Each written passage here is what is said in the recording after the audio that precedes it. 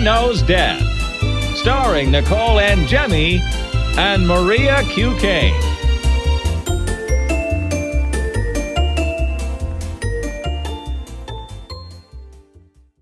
Hi, everyone. Welcome to Mother Knows Death. Let's get into this week's 6 shocking stories. So last week we talked about this kid who was vomiting and constipated because he ate a doll head, which we really couldn't wrap our head around how you just swallow an entire doll head.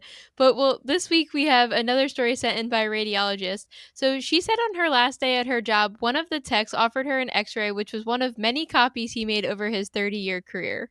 It's kind of cool to think that somebody has this art collection of interesting x-rays, don't you think? In the morgue in the hospital, we had an organ collection. I remember, and it was so good. When I was rotating as a student at the hospitals I was at, one of my mentors pulled out this box with just slices of organs in it. And it was really, really cool to see it because it was things that you may never see in your career, like disseminated TB infection. And I remember that was one of them that was just something I might not ever see. You know what I mean? Even Yeah. though I did see it after that, but still just more rare things that you might not ever come across. And it's cool to show students because they learn about things, but they don't really ever get to see them. So you get to tell these stories as if you're a radiologist or radiology tech all the time, but it's cool to pull the picture out and be like, yeah, this is what it looked like on imaging. Yeah, so she gets this gift of one of these scans from one of her coworkers. So in this case, there was a young man who was mad at his mom because she wouldn't give him money. I mean, this must be a very common argument like younger people have with their parents. But this guy took it one step further. So to teach her a lesson, he took her precious China doll and inserted it into his anus. The picture is insane because it's just like a normal x-ray of a pelvis and there's this giant doll in between. It doesn't look like a typical one of those dainty porcelain dolls. Somebody was saying it in the comments in the grocery that it looked like one of these Charlotte dolls or something like Oh, from back in the day, yeah. because it has a specific look. And people in the comments were even questioning it if it was an X-ray of a woman that was pregnant with a baby in a breech position, because that's exactly what it looks That's what it like. looked like to me when I first saw the picture. And I mean, But it's not, because if you had a fetus inside of you, you would see the X-ray of the fetus as well. But that's for if you want to have a mental picture of what it looks like. It looks like a baby that's inside of the pelvis the wrong way. I mean, joke's on you because now you have to go to the hospital and get treated for it. Like, what are you even thinking? Well, I don't know that doesn't involve some kind of mental illness, because usually when we see these cases of rectal foreign bodies, it's for sexual satisfaction. And I think if he was doing it to be spiteful and yeah, I don't know about that. I don't even know how much I believe it, honestly, but I do, because I see all this crazy stuff and you look at this and you're like, how did this thing fit up this guy's ass? But we talk about that every single week, that people are sticking really large items up there. So clearly he was able to get it up there, and and for spite, it's very weird. I know that there was, remember in one of I think it was the first Jackass movie, maybe, um, that one of them stuck like a toy car up their ass or something and went and got an x-ray of it, and it was like in there, and but he was so massively uncomfortable the entire time, which I mean, it was like a funny joke. Let's see what happens, whatever. I don't know, but he looked so miserable after he did it, which it's not like you can feel bad. He intentionally did it for the movie, but it's kind of interesting to watch how uncomfortable someone is in that situation. And that was only a small little toy car. Well, that's what I was about to say. Like, we have all these stories where people are sticking entire shampoo bottles and all this crazy shit up there. I mean, I feel like one of our first stories ever on Mother Knows Death was talking about all the different things people stuck up there. And Yeah, and even in the comment section of this particular post, one of the people works in radiology said that one time she got a porcelain doorknob with the metal piece of it still attached. wow, that does I mean, not. I don't know. it makes sense that somebody would hold that as the handle and kind of use that as the rectal foreign body, but unfortunately, we know what happens in those cases. All right, well, that one's called Crybaby if you want to check out the picture because it is pretty crazy and it does look like it's a human baby coming out. So, all right, let's get into this next one called Hand in Leg. So, a 40-year-old man with a history of epilepsy was getting ready to take a bath. He had a seizure and fell directly into the scalding hot water, which burned over 15% of his body, back, buttocks, and arms. So, as a result, he was taken to a burn center for treatment. Yeah, so when he went to the burn center, they saw that he had really bad burns on his arms, especially, and they were scared that he was going to have a condition known as compartment syndrome. So think about underneath of your skin, you have these bundles, your muscles are all bundled up in this covering called fascia. And if they swell, there's not really much room for the muscles to swell because the fascia is really tight and it doesn't stretch really great. So if they end up do swelling, it could cause compression on the blood vessels, and it really could cause changes, physiological changes in the body as well that could risk a person's life and also their limb. They could end up getting an amputation. So what they do is a procedure called a fasciotomy, which is it's really kind of gnarly actually. They take a surgical knife or a scalpel blade and they put a large incision in the muscle, and that allows it to, well, it cuts the fascia and allows the muscle to swell as much as it needs to until it heals, and then they could sew it back up. But in this case, not only did he get this large fasciotomy incision, but around that wound was all of the burned skin from when he got burned in the bathtub. So it was essentially like his arm had no skin on it. It had this very large defect. So, in order for it to heal, they did this very unusual procedure, which is called a pedicle groin flap. And they basically took his hand and sewed it to his groin, allowing the skin from the groin to grow over the hand. And they leave it there for a couple weeks. It's so insane looking. What is this like a common thing they do, or it's very special? This isn't like a one-off. They do this Oh my because god. it's successful. So they Yeah. take skin from the groin, put it over this defect on the hand.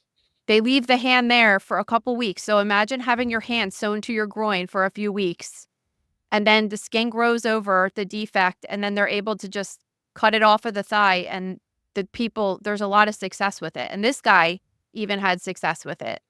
Yeah, that's super cool to think about, but I mean, of course, it didn't end there. He got burned again later when he was trying to take something out of the oven because he didn't have any sensitivity in that area anymore, so he had to get it grafted again. Yeah. And that's one of the concerns with people that don't have any feeling because they could get burned again. So, um I mean, this story sucks for this guy, but the more important part of it is just this outrageous procedure that they do because the thing is if they just cut the skin off the groin and sewed it right on top of the hand, it wouldn't have as much of a chance of surviving that skin graft because especially because the rest of the skin was damaged, so there's not great blood flow going there to keep it going. So if it's still attached, if the skin on the thigh stays attached to its blood supply, then that's how it is able to heal so fast because you're not cutting it off from a healthy blood supply. So the theory of it is really awesome and interesting. It's just so bizarre to think that you would have your hand sewn to your groin for weeks. Yeah, you're like, who even came up with this procedure? Like, do you ever wonder the origin stories of these really wild things they do? I do, but I do think, I mean, it completely makes sense because the most success that highest chance that you're going to have success with any kind of a transplant or a graft is when it has a healthy blood supply.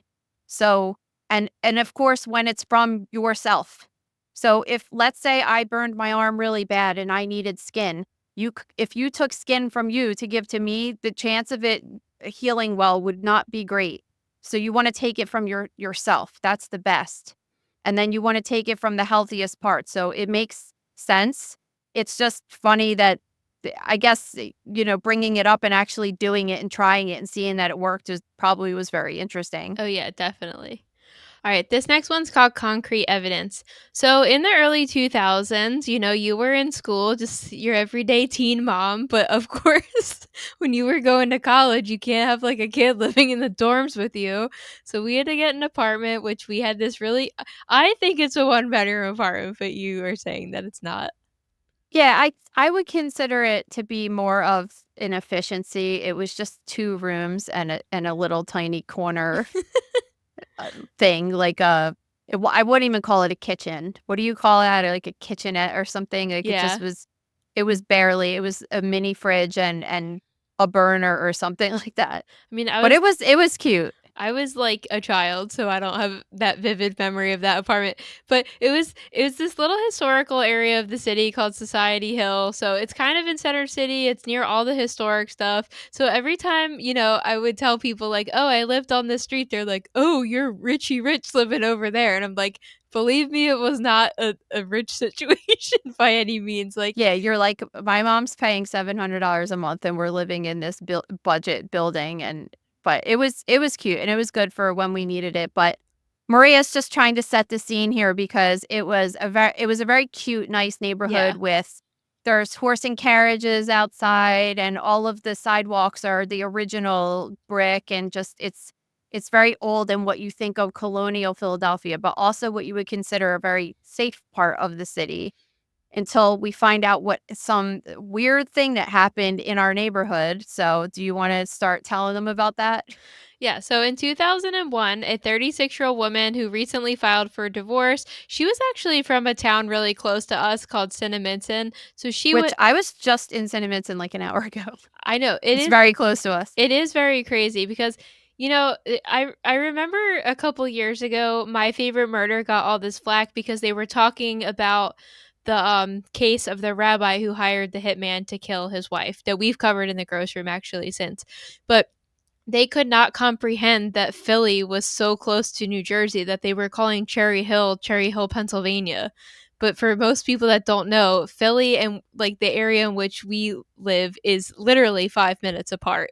There's just a little bridge, like well, not a little bridge; it's kind of a major bridge, but there's just there's just a bridge that goes over a river separating us. So we're very integrated. So she was from Cinnaminton but went missing. So she was last seen leaving the home she had shared with her husband and 2 kids, wearing jogging clothes in the early morning. So 2 months after her disappearance, her husband had overdosed on heroin and died. The kids went on to live with other relatives. And then a little while later, neighbors next to the house in Philadelphia started complaining of the smell coming from the house. Yeah, so they had known that they got a tip that the husband had done some work there. I guess he was some kind of a contractor. And they came across they kind of narrowed the smell down to the basement where there was a wall put up, right?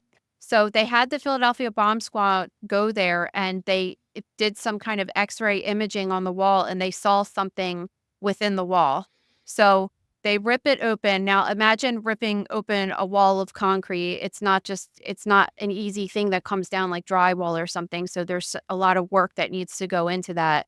And they rip it down and they find this woman dead, decomposing. She's wrapped up in like painters Like the the wrap tarps. yeah, like the tarp, and then she's taped up around her body and she was placed inside of this wall dead and decomposed, and that's what the neighbors were smelling outside, and they couldn't really quite pinpoint it because she was encased in cement. However, it was so strong that it went right through. And we used to walk by this, right? When you were like walking me to school.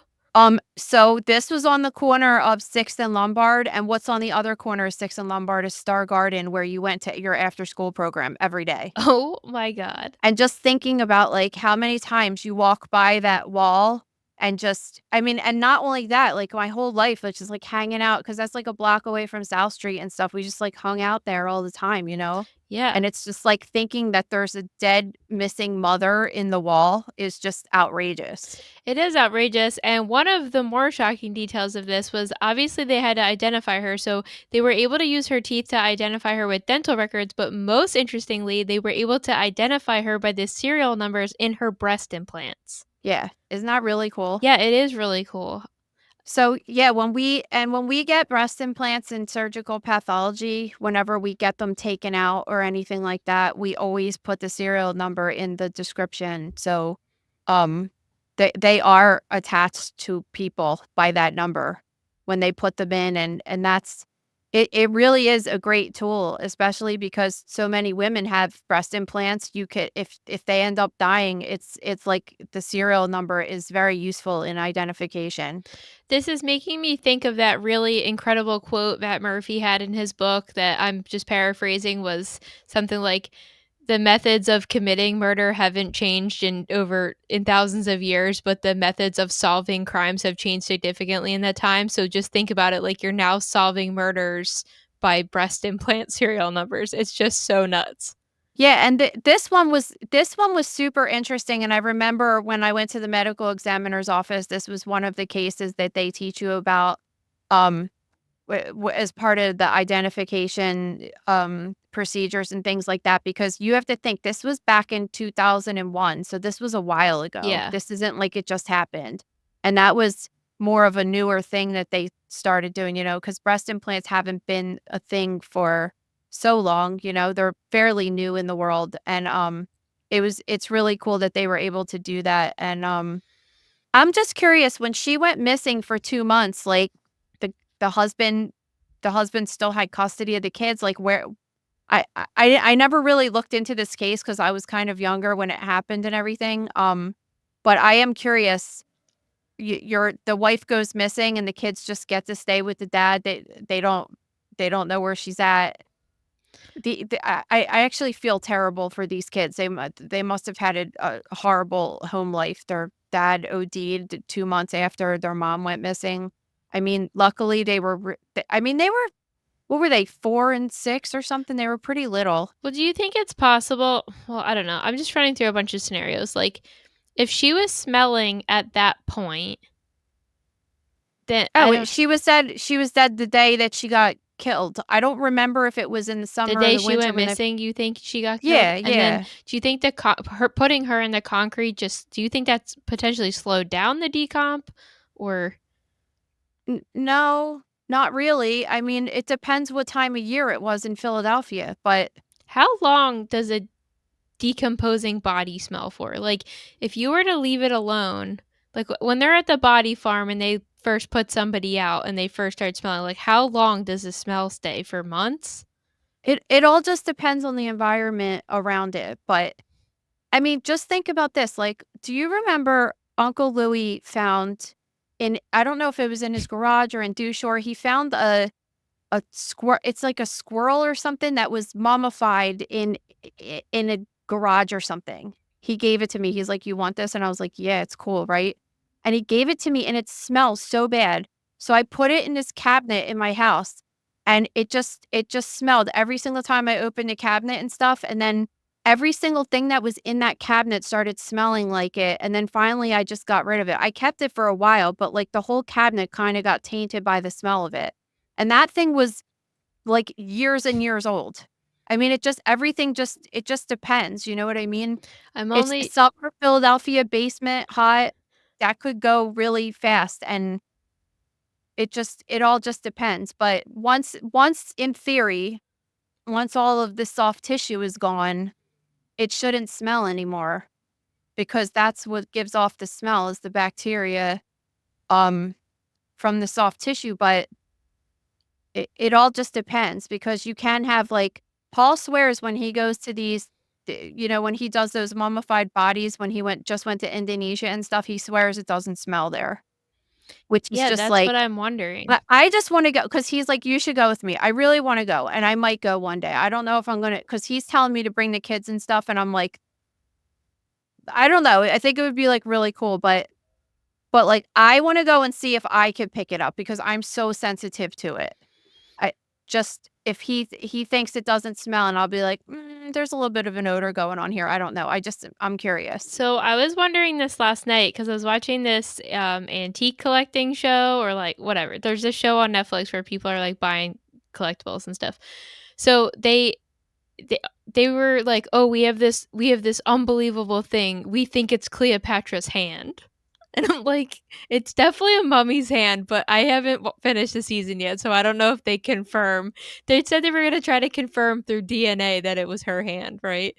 But I don't know. Whatever. All I was thinking about was they just keep taking it out of the box, and I'm like, does that thing not smell? I don't know. It looks No, like it smells. I know, but I don't think after thousands of years No, I don't that think the decomp smells there. We're saying like there's a cloth. It looks like there's a cloth on it, and I don't know. I just feel like it probably smells like. you just have to think about it though. Like honestly, a purse is made out of cow skin. Like if things are treated properly, they don't like if I said to you what does leather smell like, in general most people will say it smells good. Yeah, I think it's a Right? heavenly smell. Exactly, but it's cow skin. Well, I don't You know what need I to mean? think Like it about just it like has that, but but that's what it is. So it's just like if anything's preserved in the right way, it's not going to have a smell. Although it still has a smell though. It's just not a negative smell. But where did I go? When we were going to Crime Con, I went to that Boot Barn store because I really, really tried to I dress love Boot Western. Barn. I just can't get down with it. Like it's just very hard for me to pull it off with my preppy style. But the store smells like heaven when you walk in that store. It just smells so good. Yeah. Like leather. And our Boot Barn is like kind of like a Bobo Boot Barn. Like if you go to ones in the South, they really have a lot of stuff there. Like ours has like a pretty small selection of boots, but when you go to the mega Boot Barns and they have like rows and rows and rows and rows of boots, that is the most heavenly I was thing. just so mad that I walk in that store and I think like if they just told me that I could take whatever I want out of the store, there's literally nothing I could find. Well, Like at that it's not location. my I don't think at any location it's not my style, but it does smell really good in there. I love that place, so we're just gonna have to beg to differ on this one. This episode is brought to you by Nicole and Angemi's Anatomy book. Guys, I don't know if you know this, but 2 years ago, around the same exact time of year, I came out with my first book.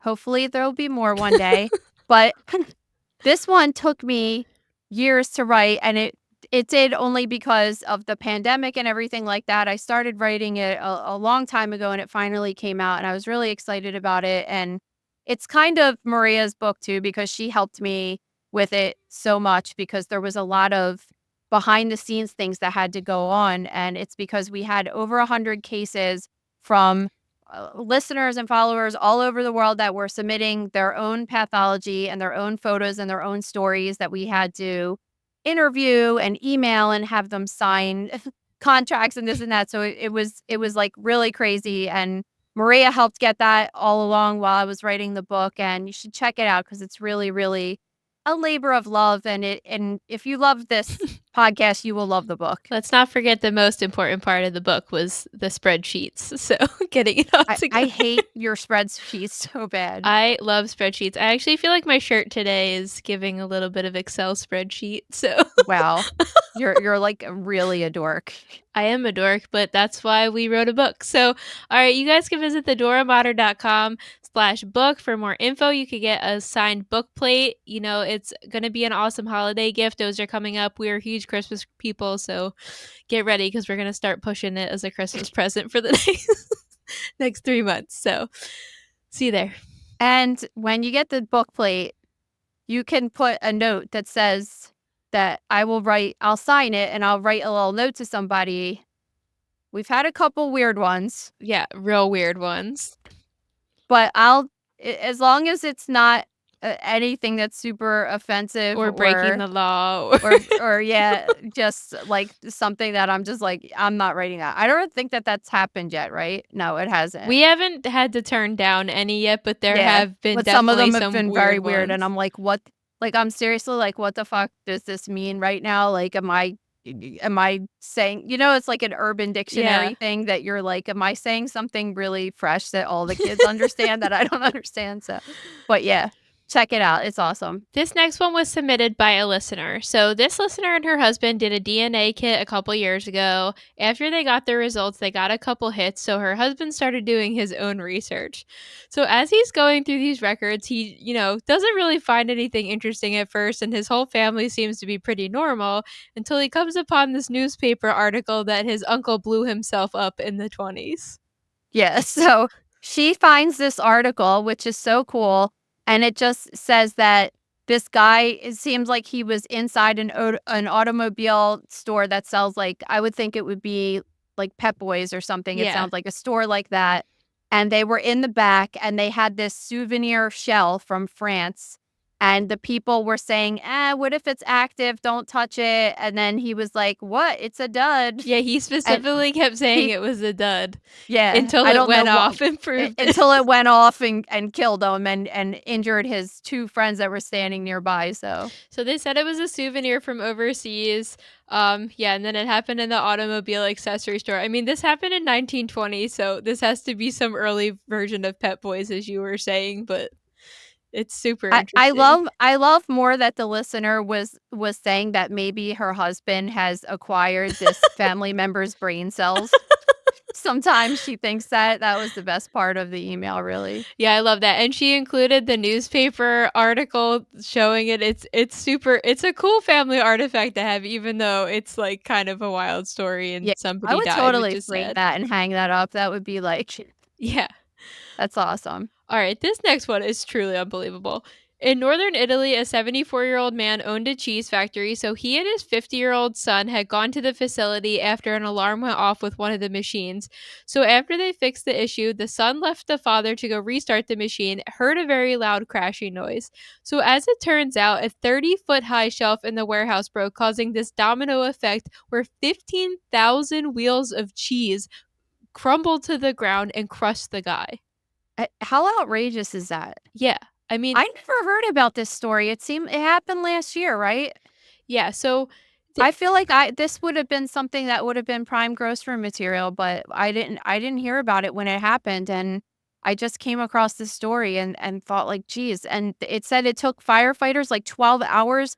That imagine I keep thinking about this, like Gabe showing up to a scene and all of him and his friends like having to grab these giant wheels of cheese and move them all over. 15,000 of them. Like well, it's I so did nuts. I did some math. So they said approximately 15,000 wheels of this cheese fell, and they each weighed approximately 40 pounds. So that's like around 600,000 pounds of Oh my cheese God. that fell. I mean, it's like so horrible. Of course, it took them so long. They said it was over $7 million worth of damage to the facility, the machine. All the cheese was lost. You know, obviously the guy got crushed to death. So, The cheese was lost. They couldn't have just like well, it probably. picked it up and moved it to a refrigerator or wherever somewhere. Do you think it potentially had, you know, like bodily fluids on it from crushing a human The to ones death? at the bottom, but the ones at the top are so good. I don't think that's Seriously. serve safe to keep serving Oh cheese my that were God. involved in an If there were 15,000 of them, there's probably like 4 of them that had blood on them. The rest of them were totally fine. This is just sad. Aren't they covered in like wax and shit anyway? Come on. It was Grana Padano, a Parmesan-like cheese. Yeah, so they were like bricks. They were really heavy. What'd they say one weighed? 40 pounds each. Yeah, I believe that. Yeah. Speaking of, there's a restaurant that you've never been to in Atlantic City, and they have one of those big wheels of cheese, right? Mm-hmm. And they put boiling hot pasta in the wheel of cheese and make homemade fettuccine alfredo right at the table side. Yum. I know.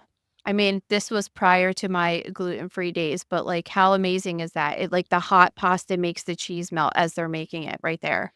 Oh, I don't think I've annoyingly told everybody that I started making sourdough bread and it hasn't. Well, I haven't really had a bad reaction to it. Have you?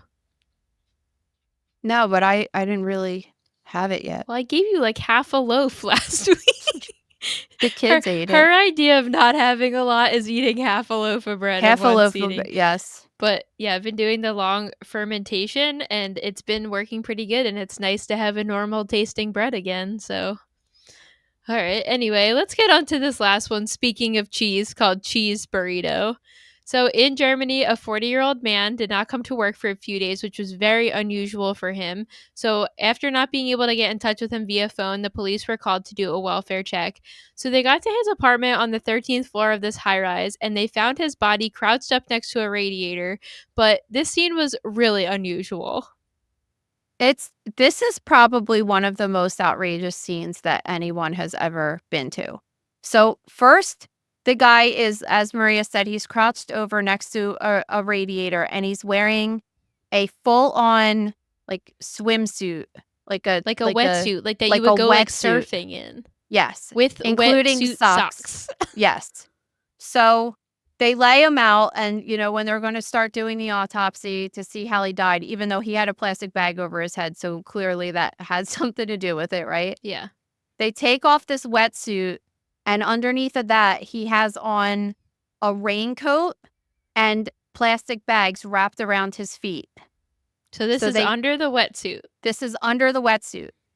So then they take off the raincoat, and then they see the most bizarre shit ever.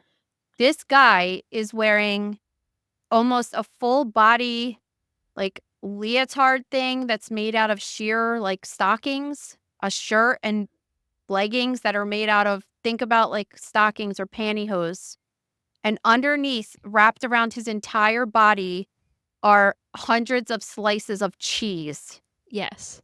Like cheese that's now like kind of melted and congealed together because of the heat coming off of his body. Yeah, which when you first see the pictures of this guy, you're just like, I don't even understand how this happened, because it literally looks like all this cheese was like perfectly molded to his body, but obviously you're like, his body heat just melted them all together into this one giant like sheet around his torso. It's nuts. It is so weird. And so the scene investigation and everything, so they came up with a determination that his manner of death was accidental and the cause was because he did autoerotic asphyxiation. So we talked about that a couple weeks ago when we were talking about that bizarre scene of that guy that was hanging from his doorknob and his mom found him and he was looking at some unusual pornography.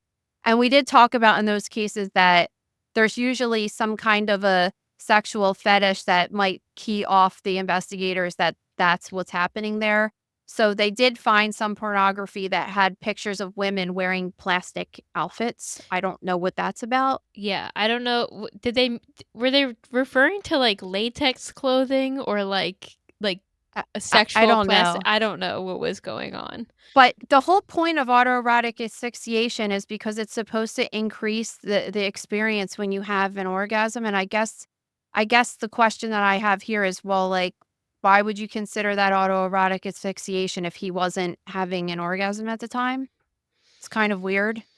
Like, there's no mention that there was any part of this outfit that he had on that his penis was exposed and he was doing that.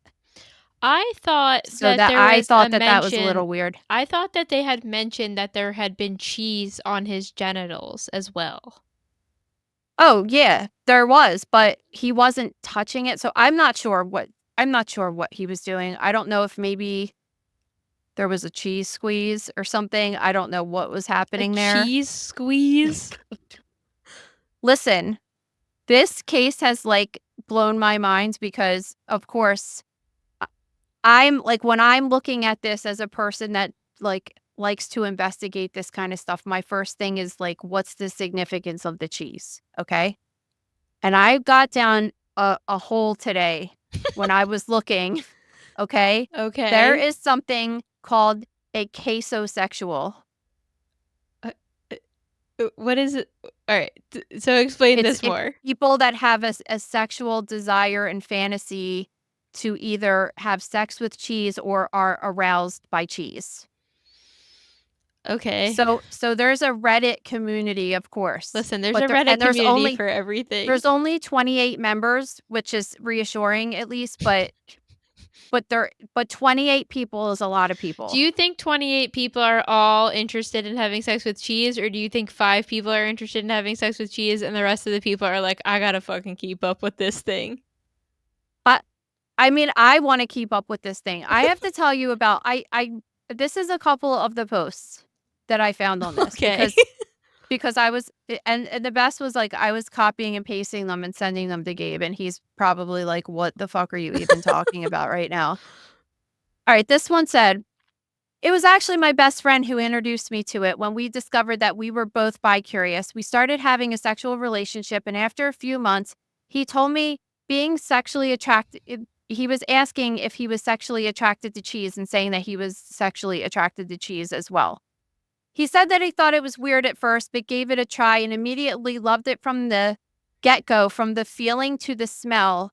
And since cheese was this person's favorite food since childhood, it helped them experience it and they enjoyed it. So he decided to do it again the next day and said he masturbated with a slice of Gouda. By the way, Gouda comes up often as the cheese of preference. I was literally going to ask if there was a cheese you saw that these people preferred, because Yes. this gentleman we're referring to in our story looks like he had a bunch of Kraft singles melted into one Yes. big blob. It's like Kraft singles or Velveeta singles. Like they're all, it's like a very specific, that fake orange cheese. Because I feel like if you're, having like a brie, that's a little messy, right? So are you wanting a messy cheese or a firm cheese? Gouda is the one that comes up, which is interesting. But it just said they, so this person's saying that they still sleep with their friend regularly, but sometimes they use cheese, mostly for hand jobs, but they actually have had nights where they've had sex with a Gouda wheel. Oh, the wheel. The wheel comes back. There's another one. I don't even want to go over all of them because it's just so crazy, but just, I had this attraction to cheese. It started as a child. I imagine girls turning into cheese statues or being transformed into a beautiful girl cheese statue myself. Like, what? Do you find that it's mostly males? It seems like it was mostly males, and they were talking about other fetishes such as, I don't even want to know if I want to say these out loud because they might be really terrible. WAMASFR and food TF. I feel the soft cheese and I've definitely dunked myself in a few times. Like, what? Well, there's definitely a fetish for everything, and you'll especially learn everything you need to know about it on Reddit, because there is truly a Reddit page for everything in existence. Like 28 people are like, yeah, this is good. This is great that I found this because I'm sexually attracted to cheese too. And it makes me feel like less weird. I do find, so this is interesting because it pertains to a conversation I had with Lillian yesterday, because Lillian was asking me something about The Sims yesterday, and I said I had to look something up on Reddit for her about The Sims. And then she said, isn't Reddit a really horrible place? And I said, it's either the worst place in the world or the best place in the world. It depends what you're looking for. So I feel like this is hey, for me, it was the best place in the world. I was like, I could read this shit all day. It was pretty interesting. And everybody, she will read it all night. I just don't, like, are people lying?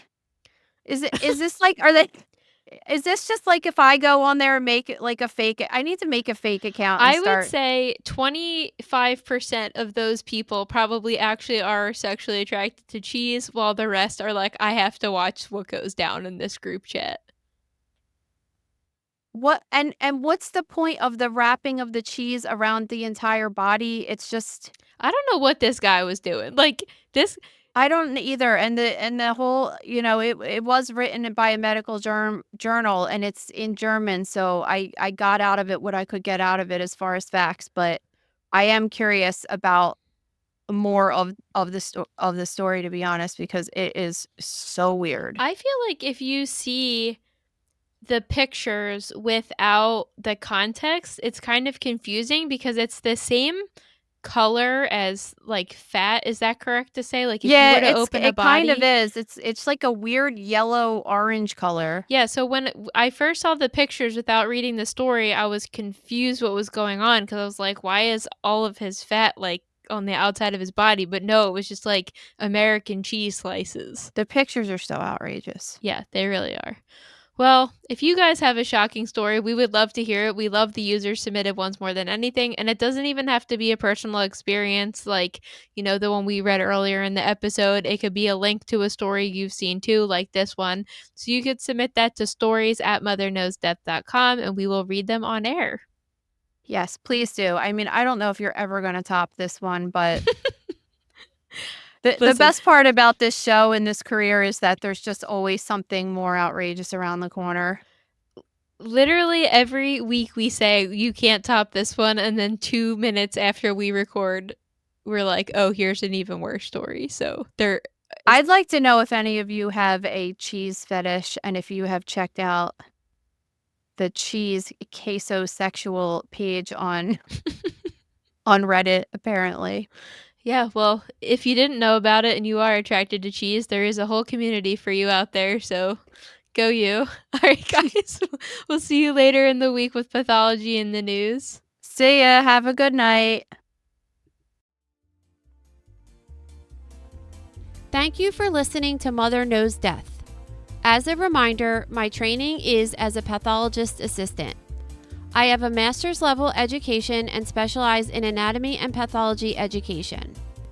I am not a doctor and I have not diagnosed or treated anyone, dead or alive, without the assistance of a licensed medical doctor. This show, my website, and social media accounts are designed to educate and inform people based on my experience working in pathology so they can make healthier decisions regarding their life and well-being.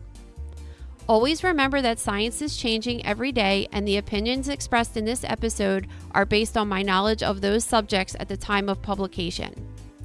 If you are having a medical problem, have a medical question, or are having a medical emergency, please contact your physician or visit an urgent care center, emergency room, or hospital. Please rate, review, and subscribe to Mother Knows Death on Apple, Spotify, YouTube, or anywhere you get podcasts. Thanks.